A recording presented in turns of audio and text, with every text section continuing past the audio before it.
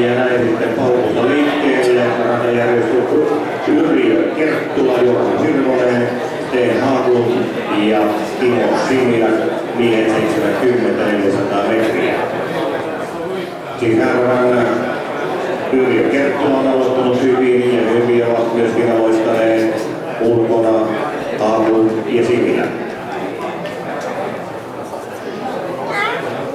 Sten Haglund eilen 800 metriltä jäi vain 300 Suomen ennätyksestä. Ja nyt hän kiristää, Sten Haglund johtaa, kun tullaan tuolta kaarteesta loppusuoralle.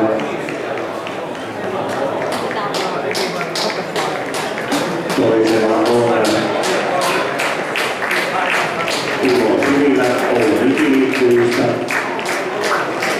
Sitten tulee Yrjö Kerttula kuntoisesta.